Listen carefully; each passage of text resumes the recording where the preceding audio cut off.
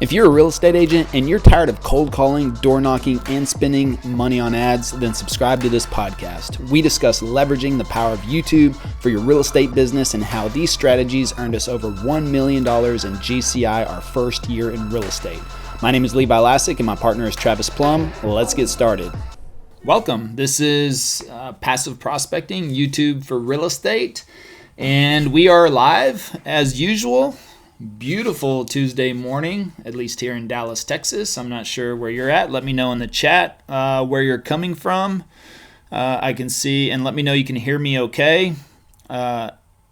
Steven says, love your passion and commitment. Great community. Thank you, Steven. Appreciate that. I got some good mornings in there as well in the chat, so let me know if y'all can hear me okay. I'm assuming so since you've already said good morning. We got Seal Beach, California. We've got Georgia. A couple of, that's the same person. Seattle.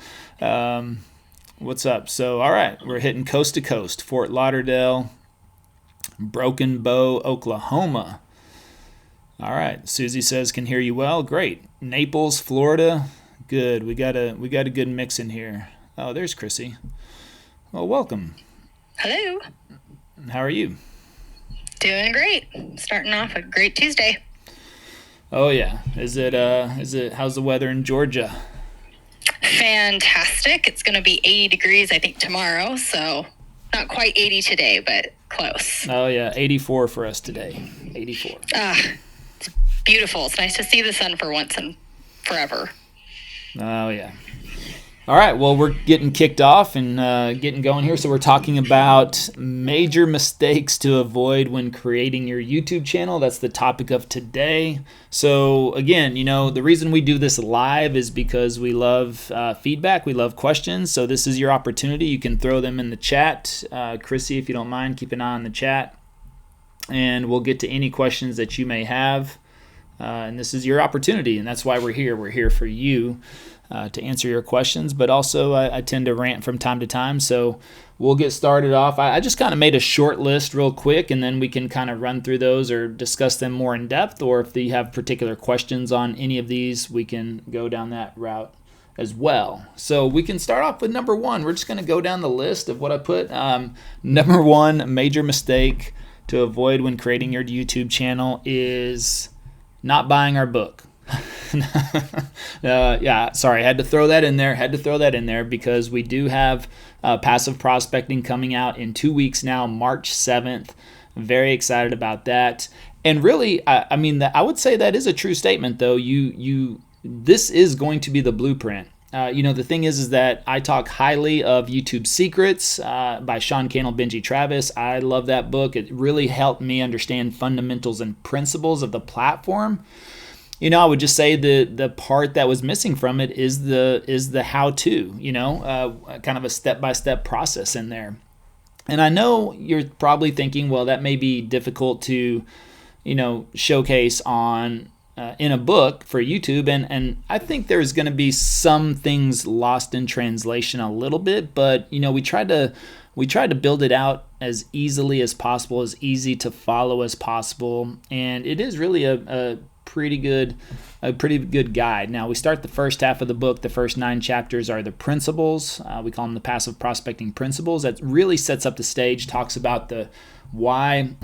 This is for you marketing nerds. So if you really like to understand marketing, the first 9 chapters is really going to dig in kind of the psychology and the differences of YouTube versus other forms of marketing and why I believe it's superior. So I think that's very important to understand, because I always try to get people to understand the power of YouTube first. If they don't understand the power of YouTube first, it's going to be very difficult, I think, for them to move forward or to see the potential in the platform. And that is something that I've just learned across this journey over the last couple of years is I was with the group yesterday. We were talking about this. I was anti-social online, at least, for until the last couple of years. Really, I was antisocial. I'm a little old school. I'm 43 now, but I think us 40-year-olds and above have that love-hate relationship with social media. We didn't grow up with it in high school. It wasn't there in college. Probably didn't come around to your late 20s, maybe early 30s, and depending on when you decided to adopt it. If you're like me, I just got a Facebook account because everybody was getting a Facebook account, so I reluctantly got a Facebook account. But, over the last, and I got Instagram in 2011, I remember, and I got Facebook in 2007, maybe 2007. 2008 maybe, I don't know. It was a couple of years late. I was one of those guys that was always kind of like, that stuff is silly, it's stupid, I don't need it, don't care about it. I didn't even get an iPhone, I think, until iPhone 4.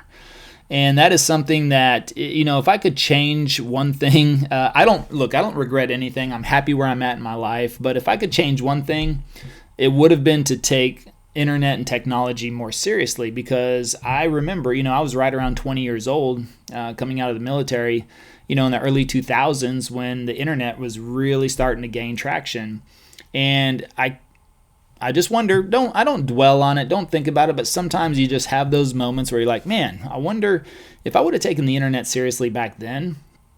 Could have been one of those pioneers, right? Who knows? Could have been competing with Elon Musk on something. Who knows? But the thing is it was the way I was raised, and also my own mentality. We grew up in a very small country town. My parents always said, we can't afford that. You can't afford that. We can't afford that. We can't, no matter what. We lived a very strict life, especially financially growing up.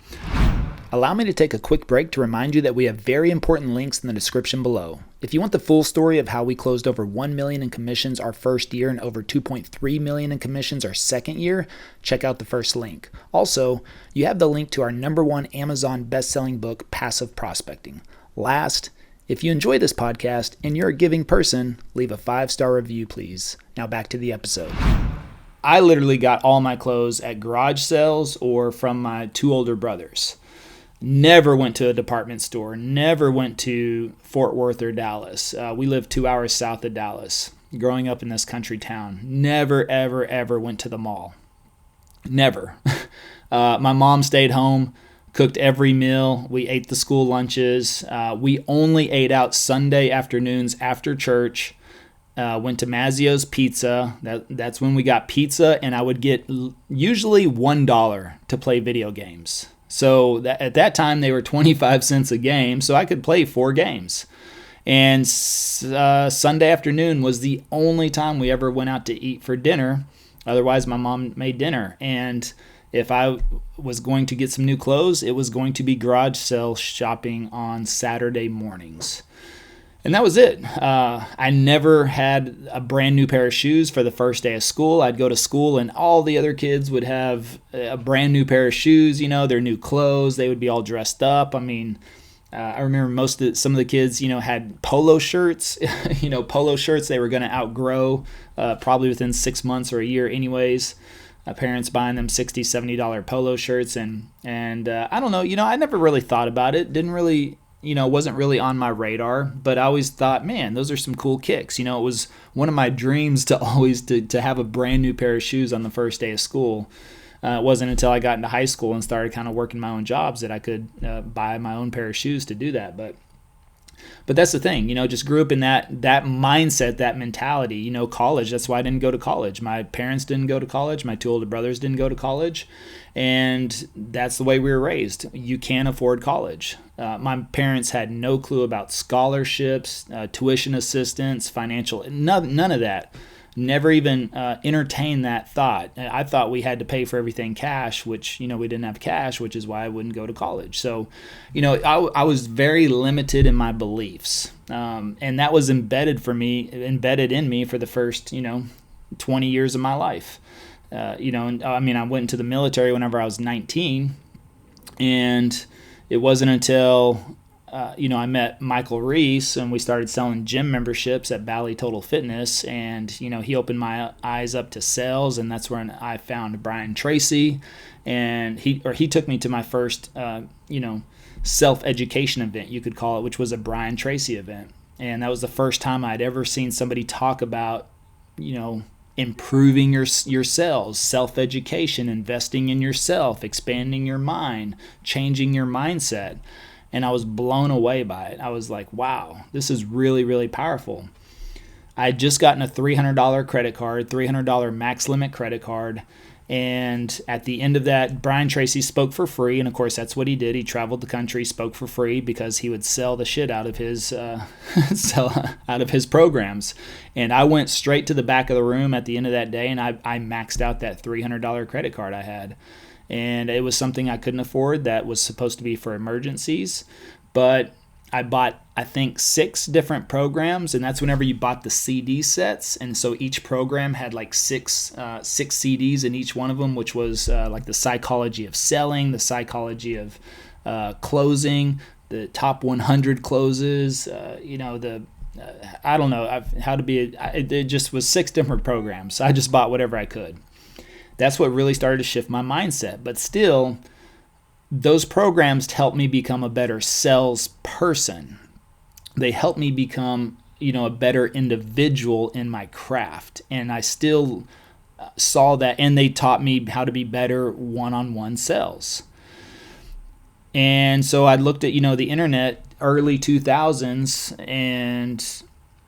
and I listened to the naysayers, which it was including my parents. They, especially after the dot-com crash of 2001, that's whenever, a lot of people, especially my parents, were like, oh, you see, all that stuff is inflated. It's make-believe money. It's not real.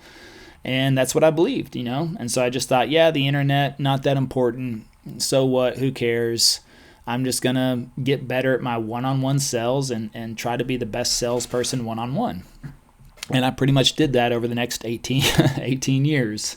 That's what I did. I became a very, very good salesperson. But for those that have heard my full story, that's what I talk about as well, is that, when I was moving into real estate, that was the biggest motivating factor for me, was to not get caught up in that ever again.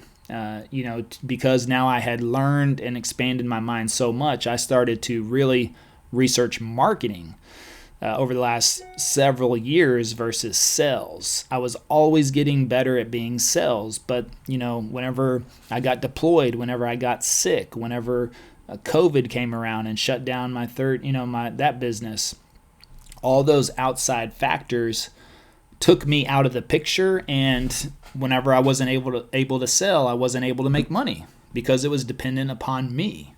And over the summer of 2020, that's where I took the time to say, I'm not going to get in that situation ever again. I'm not going to be the face. I may be the face of my company, but I'm not going to be the linchpin of my company moving forward. I've got to figure out a way.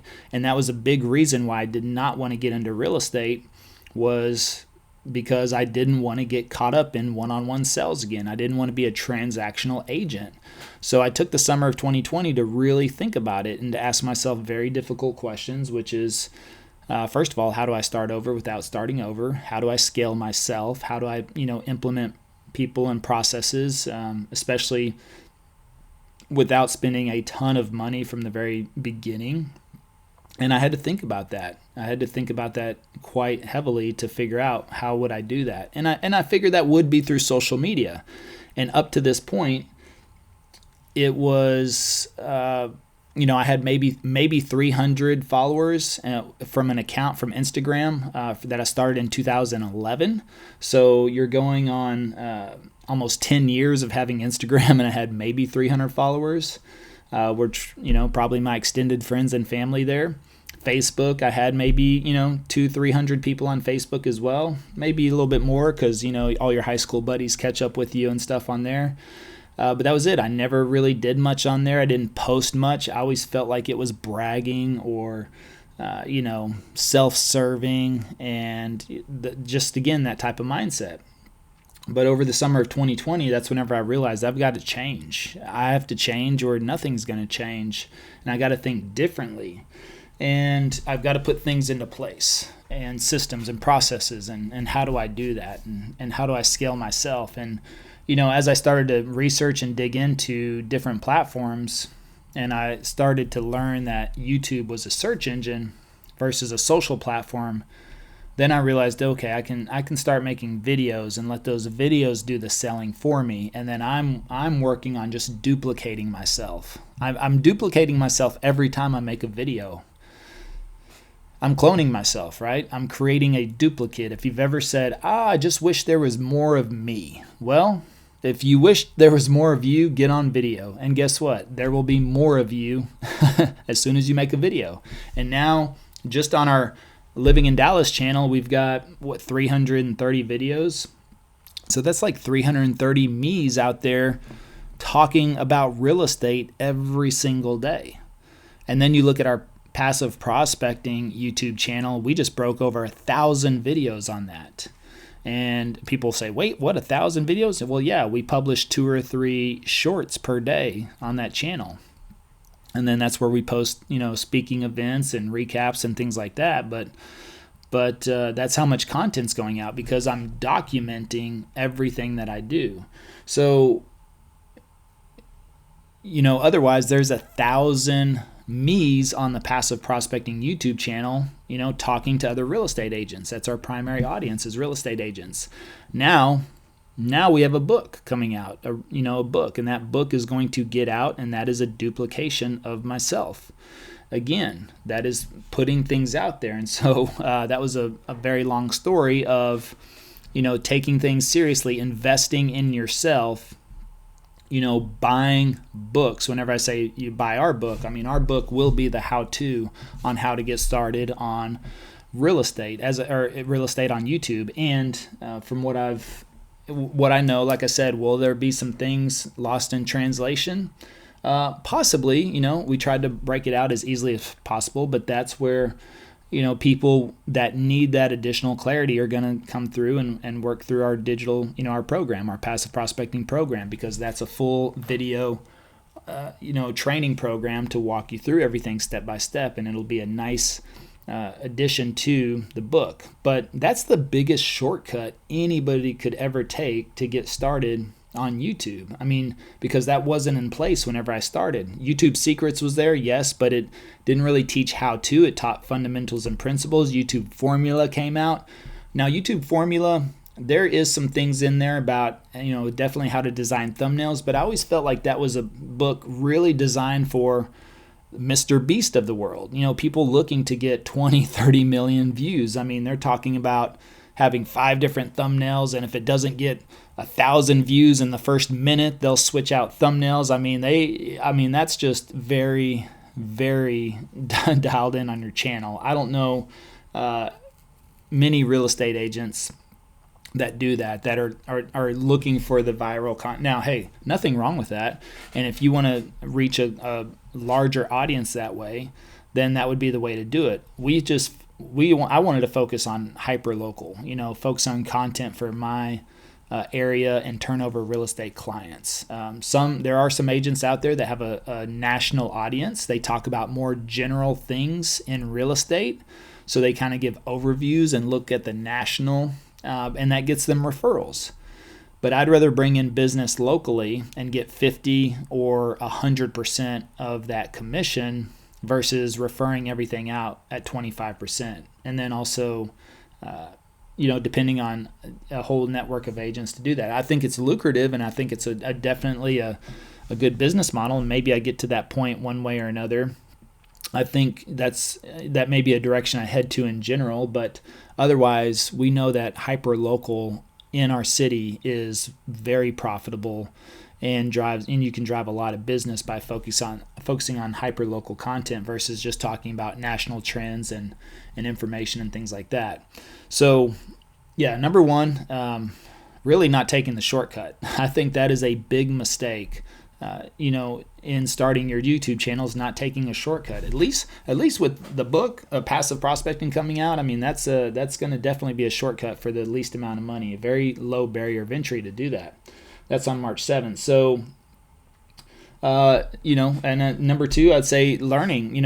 Number two, it kind of falls in line with that, and that's doing your research, learning from somebody that has been there like ourselves. So, you can go on Passive Prospecting YouTube channel for free and gather quite a bit of information from there. So if we move on to, number 3, now just depending on if you do this on your own, then these are the mistakes that people will make if they're going out on their own, is you want to make a plan. You want to put a plan in place. And that means once you've studied everything, what I call hyper learning, because if you don't take the shortcuts, which is fine, that's everyone's own choice to do what they want to do. If you don't buy a book or work with us one way or another, then you can go out there and there's a ton of information. You can buy YouTube Secrets, you can buy YouTube Formula, but if you're going to buy the books, you might as well buy Passive Prospecting in there. There's probably 8 or 9 other marketing books on YouTube that you can buy, which I did, but I will save you the trouble. Most of them are just very basic, generic, and nothing specific. So, and then you can, of course, watch YouTube videos.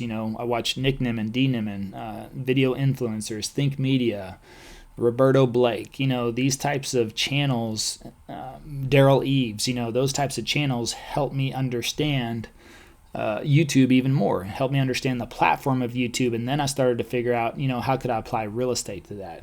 So, in all that research, that's where I learned about, publishing. Publishing 2, 3, should it be 1, 2, 3, 4, 5, 6, 7, 8, 9, 10 videos a week? What's the right number? What's the right days of the week? Should you stay consistent? Should you publish every week, every other week? I mean, just all those types of things. I started to, as I researched and read and watched videos, actually built out a plan. Start to build out your business plan. If you treat YouTube like a hobby, it will pay you like a hobby. If you treat YouTube like a business, it will pay you like a business. And who do you know that has written out a business plan for a social media platform? Not a lot of people that I know. And so once you start to study and really get involved in gathering your information, then start to create your business plan so you know exactly what you plan to do, at least for the first 6 months of the channel. Now that could all change. It's all subject to change, and you want to be flexible, but if you at least map out the first 6 months of the channel, then you're not going to wonder on a week-by-week basis of what you're doing, or even a day-by-day basis. You're going to have a clear understanding and a path of what to do, what to film, how to film it, when to publish it, what you should. And so that's what you're going to do by building out your business plan. Otherwise, I mean, our book, Passive Prospecting, is going to be pretty much like the business plan. It is the format that I followed. It's just on paper. So again, a simple way to cheat there. But not even cheat, it's just model. I mean, it's being put out there, so I wouldn't even use that word. But it's a shortcut. That's more of the appropriate word. It's a shortcut. So, making the plan and understanding what you are going to do, because I didn't wonder. Whenever I started, I knew when I wanted to publish, how often I wanted to publish, what videos I was shooting, those types of things, what descriptions I wanted, hashtags, all that stuff. I just had that written out. So for the first 6 months, I knew where I was going, where I was headed. And then, so number 4 would be, batch recording. And whenever I say batch recording, a lot of people associate batch recording with recording everything in one day, which it can be. It could be recording 2, 3, 4, 5. If it's more than one video, you're batch recording, right? If you record 2 or 3 videos within 2 hours, that's batch recording, all right? And that could be your next week's worth of content. But what we've recommended is at least get 3 to 4 weeks of content ready to go and filmed and edited and scheduled, because this is where I've seen a lot of people. I just spoke with somebody yesterday that started their channel almost 4 months ago. Now they hadn't published their first video, but most people will publish their first video and then they won't publish for another 2 or 3 or 4 months. And that will kill your channel quicker than anything. I looked at somebody, I did a channel review on somebody the other day, and one of their videos took off. Their very first video took off. And then what did they do? They didn't publish a second video till 2 or 3 weeks later. And then that one took off, but about half as much. And when I say took off, it was 20,000 views for their first video. It was clearly an anomaly. That doesn't happen all the time, but for whatever reason, they published the right topic, the right video at the right time. It took off like 20. The next video they published, it took them 2 or 3 weeks to follow up, do a video, 10,000. By the third video, it was like 2,000, and then it just completely dropped off from there. But they were only publishing about every 3, maybe 4 weeks. And they got, 6-7 months down the road and had basically like 6-7 videos, and then it just dropped into the 100s. So I believe they caught a break, but then didn't capitalize on that, didn't publish consistently or frequently enough to provide the audience what it was looking for. And sometimes, YouTube can pick up a video and push it out, but still, if you see that, you want to double down. I think you want to make a lot more content. You want to look at what was that video, what was it on, what area, all those types of factors, because you may want to make another one as quickly as possible, as soon as possible, which is what I would do. And that's what we've always talked about as well, is that once you map out your first couple of months worth of videos, is start out, film 2 videos on each area. So if you got your top 15 suburbs that you want to work, or even the top 10, if it's your top 10, you should have 20 videos easily ready to go. And you should have 4 videos for each one, but you want to start with those first 2. Start with those first 2 and go down the list. The first suburb, second suburb, third suburb, fourth, fifth, so on. But if you get to the 5th suburb and the second or third one starts to take off, don't just run through your list. Stop. Go back and look at that video. Figure out what happened, what's different. Is it the area? Did you do something different? And then make a 3rd and 4th video off of that so you can try to capitalize on that. And then you can get back to your cadence or your plan. So you want to have that plan in place, but you also want to be flexible on it, because you want to watch every single aspect of your channel in the beginning. Now, we don't dive too heavily into analytics or anything like that, because I don't know. Some people think that that's really, really important. I believe that it's phone calls. The phone calls is the most important thing. And we've seen it where we've had people launch channels and had 2 videos out there, and they've gotten 20, 30 views on each channel, but then they got a call. So again, analytics on those videos is not going to tell you anything, but you got a call, and that's what I think you want to gauge your success by, is whether or not the phone's ringing. And that was our only goal, was can we make the phone ring? And if the phone is not ringing, then it's something in your content. It's probably nothing to do with your analytics. And so you got to look at your content and start to, analyze your content and say, okay, what am I doing? What could I do differently? How could I get better? Those types of things. So, but that should also be a part of your, you don't know how you'll act and be on camera, but that's why you have to continually work towards that. And I don't want to jump too far ahead, but I would say number 5 is going to be consistency at that point, which we really just kind of talked on, for the fact that if you, batch record, and batch record could mean also just filming 10, 15 videos before you publish. But if you do that, think about that. If you're going to publish 2 videos a week, you only need 8 videos for a month's worth of content. I think everybody is capable of filming 8 videos and getting those scheduled out so that you have a month's worth of content planned ahead, scheduled, ready to go.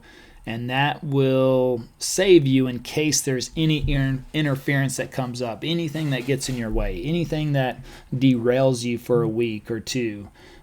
You just never know. So anything can come up: life, health, family, real estate. It all happens to us. So we want to be scheduled in advance so that we don't fall to inconsistency, because inconsistency will just kill your channel quicker than anything.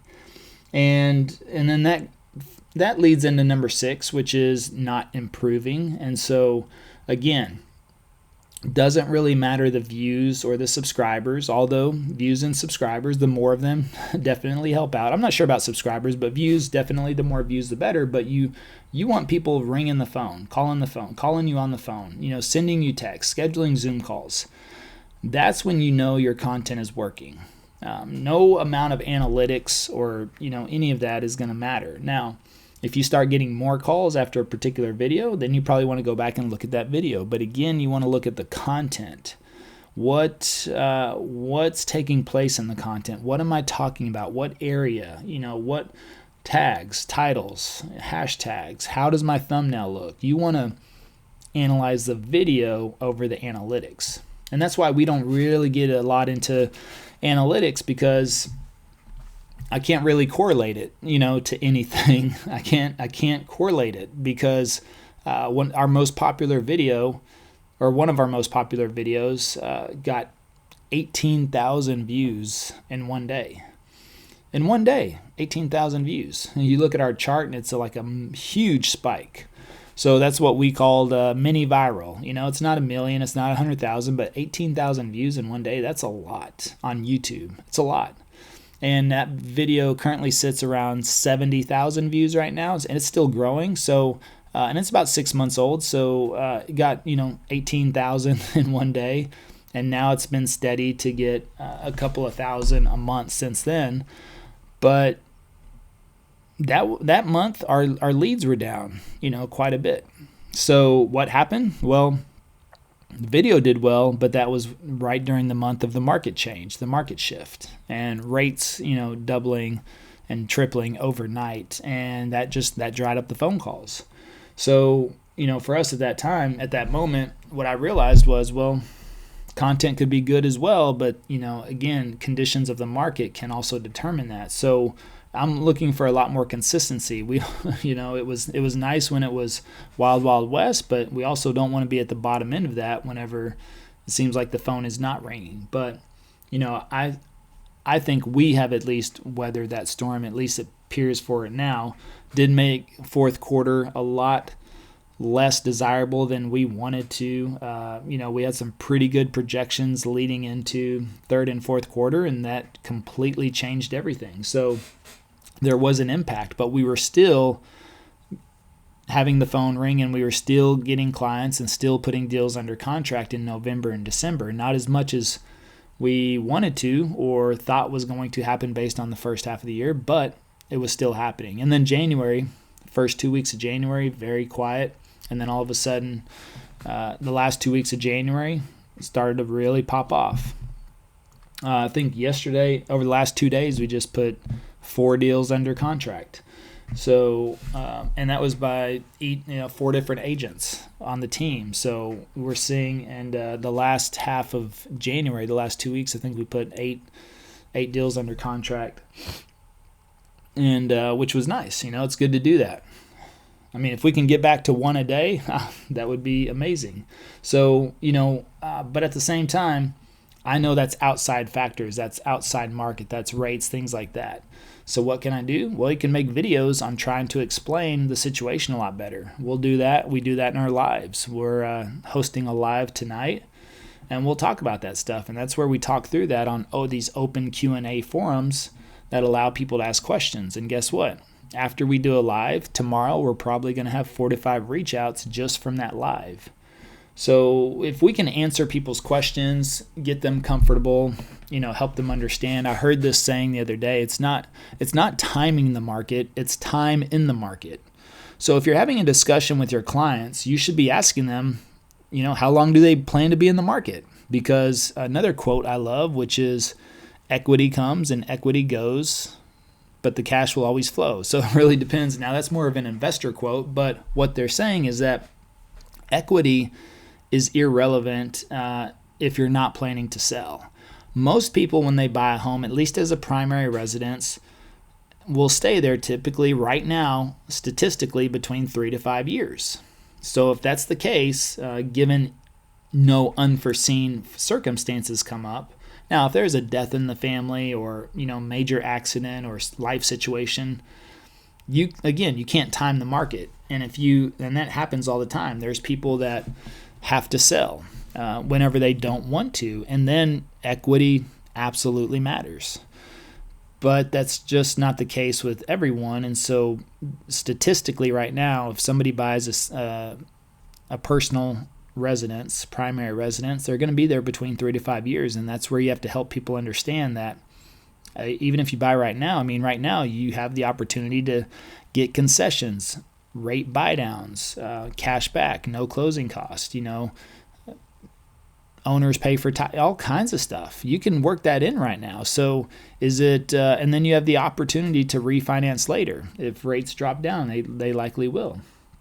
And if you do that in 6 months, it's really not going to be that big of a deal. Now, will it impact? It just depends on the interest, how much that drops or to affect your payment. But otherwise, what's the market going to appreciate? And if you start to help people understand appreciation in your market too, we're fortunate to be in Dallas. Things are holding pretty steady and appreciation is still growing. So what could they lose by waiting in 6 months or a year? And calculate that for them. Calculate what are they going to pay in rent? What are they going to lose in appreciation? And all that. Compare it to what if percentage rates do go down 1 or 2%? Is there a big difference? Well, or do you want to get some concessions or get some money off? So I'm looking at buying a new house right now, and we're going to get $40K off is where we're at right now. $40K off. So, and it's I think it's a steal at a price per square foot. Now, the other thing is that I'm not worried about the interest rate because again, it's more about the budget and then what I know I'm capable of doing in the future. And if rates do pop down in 6 months, 8 months, I'm okay with that. I'll be able to refinance, and it's not going to make a huge impact in the overall grand scheme of things. But we know people that are buying right now, of course, because it's the right time for them. So, but I plan to also hold that house at least. It's definitely not my forever home, but I do believe I'll be there for 2-3 years before deciding what to do on the next primary residence. But I do know at that time that home is going to be worth way more. I'm getting it at an amazing price per square foot and in a great neighborhood, and those are the important things. What I believe it will be worth in 2 to 3 years. Now, I wouldn't sell it even in 2 to 3 years, but there's an opportunity for strong rental there as well.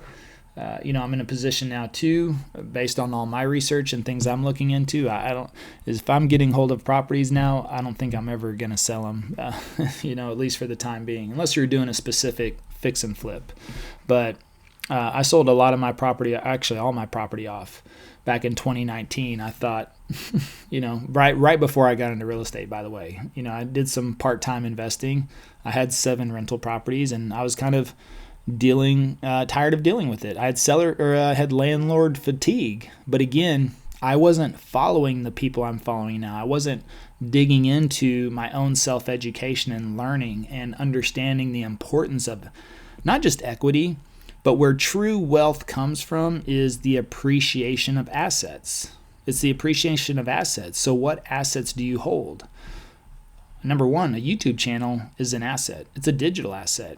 And the more you build that up and the more you grow your YouTube channel, you are building a digital asset that is valuable, that can be transferred and sold.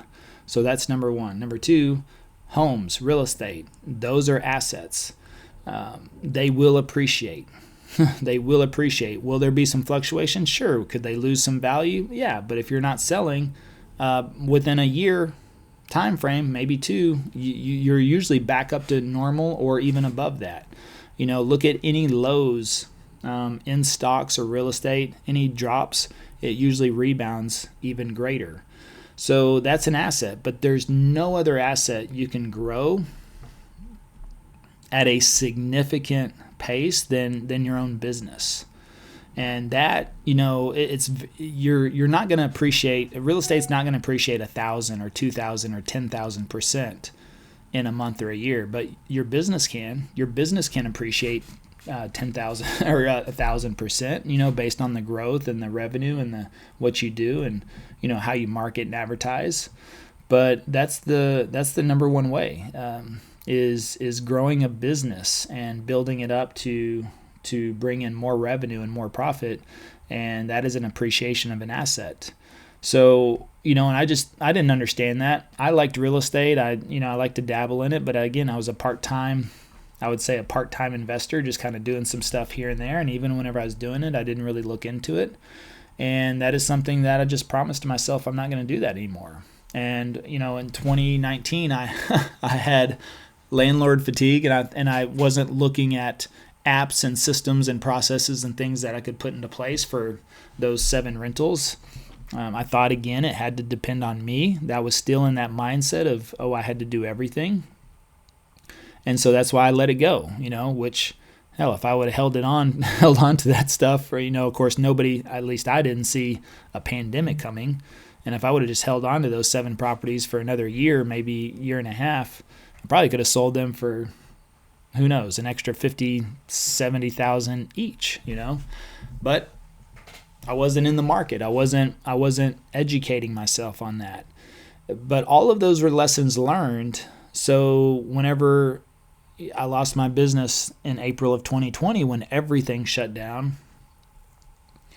I'm fortunate I was financially savvy and had savings to sit back and think about this stuff. And that's what I did. I had to evaluate myself. I had to think about things. I had to go, okay, where did I go wrong? How do I change this stuff? And that's, and I had been looking at marketing, but I hadn't really done a deep dive. And that's whenever I realized how more powerful marketing is versus sales. And there's the scalability there.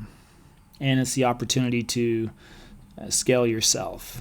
So that's what I started to really look at. And so, improvement comes with growing and learning. And now that I'm back into it, working on Airbnbs right now, I think I've got that down pretty well. So, and immediately I know that my house I'm in, I'm going to be like, I'll simply turn the whole house into an Airbnb at that point. I know the area, I know the neighborhood, I know what the returns can be, and even factoring in for minimal amount of bookings, it's still going to be profitable. And the way I see it is that calculated, even on a minimum of what I'm looking for, the Airbnb will easily pay for not only this house, but for the new house as well. So in my opinion, really, you look at that's having 2 homes at no cost. It's zero cost, because the Airbnb income could easily cover both the mortgage, taxes, everything on both of those properties. It's just a different way to start looking at things. And then I'll be looking at new things to inquire, which right now I'm working on a deal. I won't disclose it today. I'll disclose it by next week, because I should have it actually, I've already submitted the offer this morning. But once I have that executed, I'll probably share that next week, because I'm super excited about that deal I'm working on. And that's a pretty cool deal. So I'll talk about that next week. But otherwise, so to recap on the list, and I'll check the chat, see if there's any questions. Number 1, as far as mistakes about starting on YouTube, number 1 is not buying our book, Passive Prospecting. Number 2, not working with us, or at least learning from us, which you can do that at no cost, really. If you want, just watch all of our content. Number 3, not making a plan. Number 4, not batch filming and getting scheduled out, 2 to 4 weeks in advance before you publish, so that you don't run into any snags, or if you do run into snags, you have 2 to 4 weeks worth of content ready to go when you actually do start. Number 5 is consistency, and number 6 is not improving. So number 5 would be not staying consistent, and number 6 would be not improving. So even as you start to publish and start to work through your plan and do video, you want to go back and analyze. I watch all my videos. It's not an ego thing. I'm looking for mistakes and improvements and what can I do better. I'm also looking at editing. How is editing done? How can we do better on editing? So, and I can do that with one passing, and that's the key. So I'm always looking at how do I improve and get better and go from there. So Chrissy, is there anything you would like to add in there? Did you have your own list, or is there anything you'd like to add, number 7 or 8? Yeah, I would say one of the biggest mistakes that people make is just over scripting their videos too, and trying to do something exactly the same way as somebody else has done it.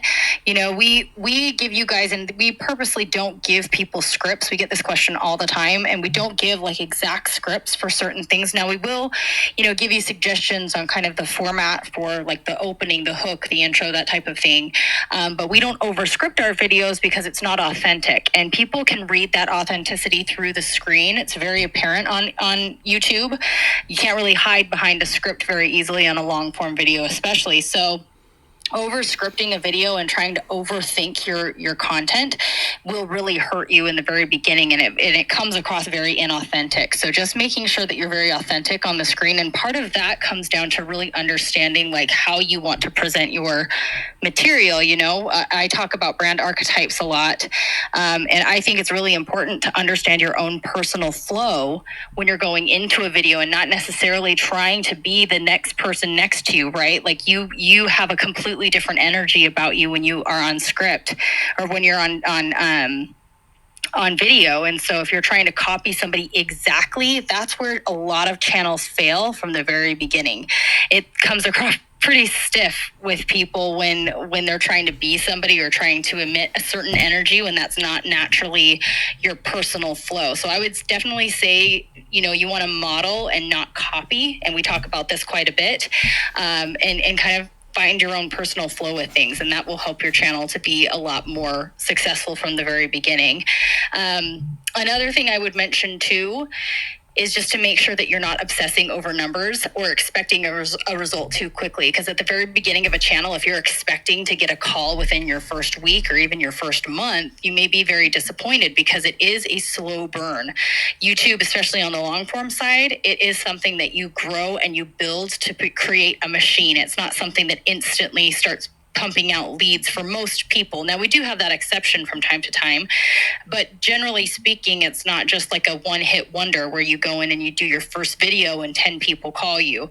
It's something that you have to expect that you're going to be building over time. So set your expectations correctly, and as long as you set that up, you have that consistency, and you bear in mind that things aren't going to happen immediately. You will start to get leads from that, but it does take patience and time.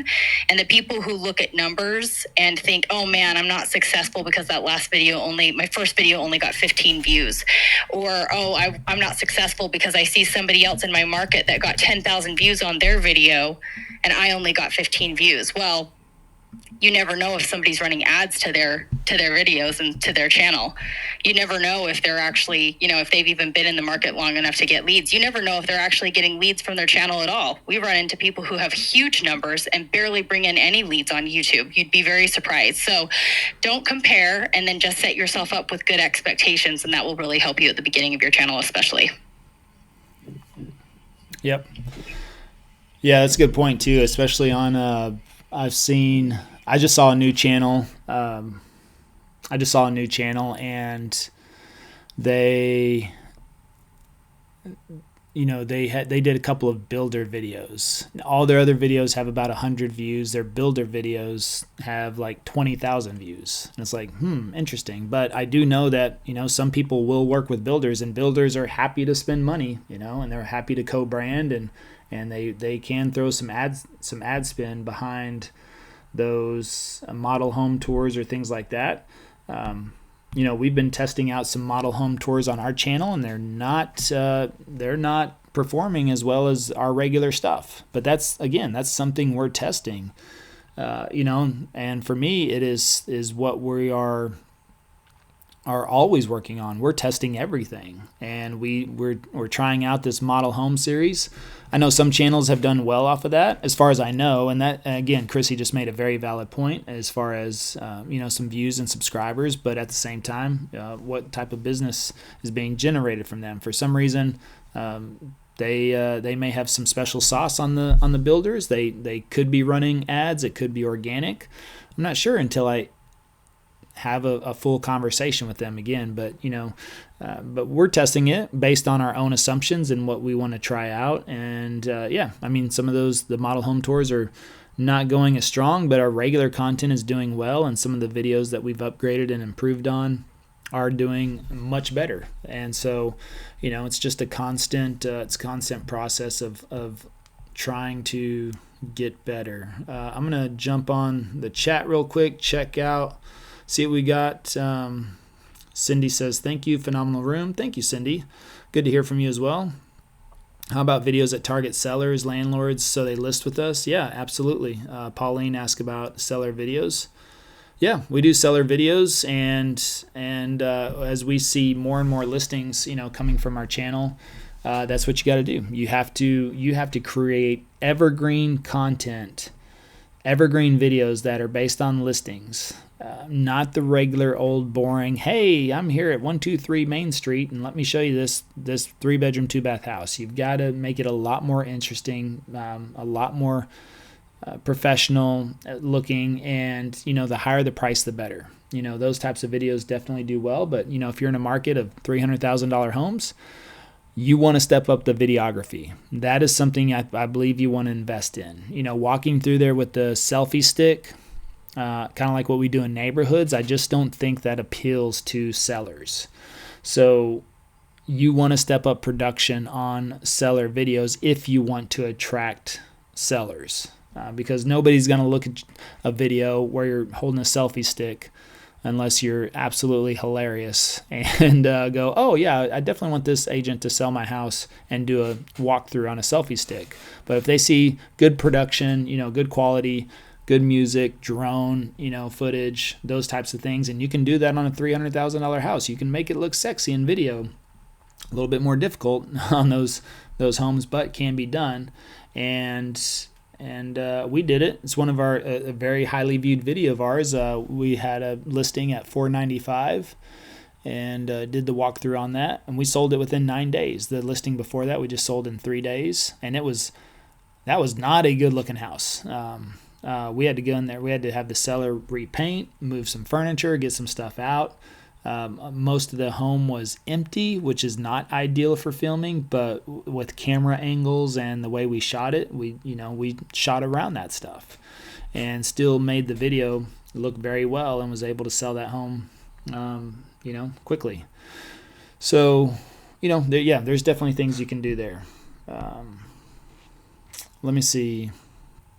Emily says, when you publish your first video, do you suggest putting it on your channel for private view to just see all looks good? Then when happy, switch from private to public. Thereafter, I'm sure we'd feel more comfortable. Yeah, if they go on the channel, we have it defaulted. You can do that in your default settings. Everything is uploaded as unlisted. If it's unlisted, you can, in your YouTube studio, you can click on the video and watch it on YouTube. Nobody will be able to find it through search or anything like that, but you can do that. Now, here's a trick. If you have a playlist and that video is unlisted and you add it to a playlist and you haven't published it yet, it will be visible on a playlist. So that's something you have to be mindful of. If you don't want it seen, or you're not going to publish for 2 or 3 weeks, don't add it to the playlist until after you publish. So... But, man, we're coming right up to an hour already. Thought that kind of flew by quickly. So, Chrissy, any last minute thoughts you want to add in there? Yeah, I would say the number one thing that you want to avoid when you're starting your channel is just don't give up, because a lot of people give up. It's something that Levi talks about all the time. You don't want to be that guy that, breaks through the entire wall until he hits, that last layer before the diamonds, right?